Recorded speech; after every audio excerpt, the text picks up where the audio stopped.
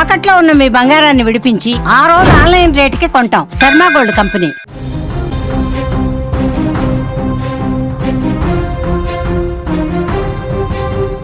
ఒక కిలో బియ్యం 800 రూపాయలు, ఒక కేజీ మాంసం 4000 రూపాయలకు మించే. ఆశ్చర్యపోతున్నారా? ఎస్, ప్రస్తుతం ఇరాన్లో ఈ ధరలు కొనసాగుతున్నాయి.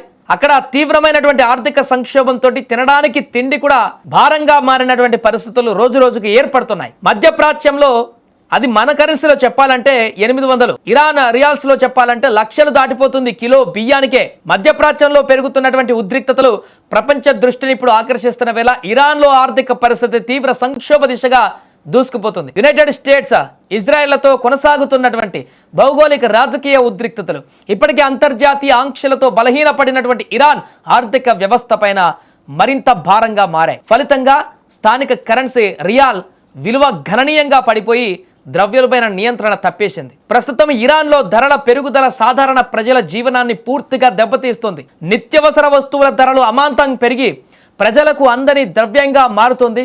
కిలో బియ్యం అక్కడ 800 రూపాయల నుంచి 600 రూపాయల నుంచి 800 రూపాయల వరకు పలుకుతుంది. మన కరెన్సీలో చెప్పాలంటే మాంసం ధర 4000 రూపాయల దాటి కొనసాగుతుంది కేజీకి. పాలు, గుడ్లు, కూరగాయల వంటి ప్రాథమిక అవసరాల ధరలు కేవలం కొన్ని వారాల్లోనే రెట్టింపు కావడం కూడా అక్కడ పరిస్థితి తీవ్రతకు అద్దం పడుతున్నాయి. ఆర్థిక ఒత్తిడి కారణంగా ప్రజల కొనుగోలు శక్తి గణనీయంగా తగ్గిపోయింది. ఒకప్పుడు సాధారణంగా ఉన్న ఖర్చులు ఇప్పుడు భారంగా మారాయి.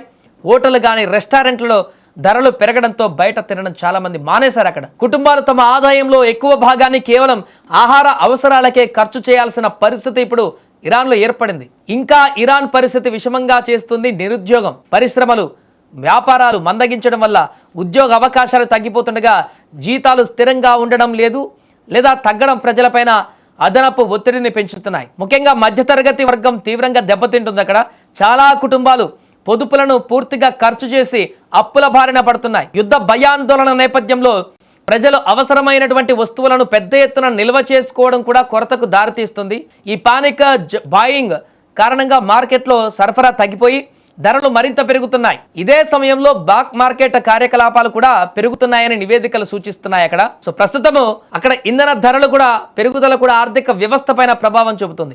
రవాణా ఖర్చులు పెరగడంతో అన్ని వస్తువుల ధరలు కూడా పరోక్షంగా పెరుగుతున్నాయి.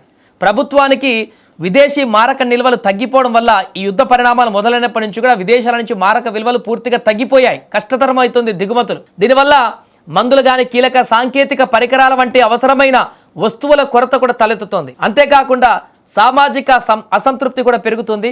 జీవన వ్యయం పెరగడం, అవకాశాల కొరత కారణంగా ప్రజల్లో నిరాశ పెరుగుతుంది. కొన్ని చోట్ల నిరసనలు కూడా ఇప్పుడు వెలుగు చూస్తున్న పరిస్థితి ఏర్పడింది. యువతలో భవిష్యత్తు పైన అనిశ్చితి ఎక్కువైపోతుంది.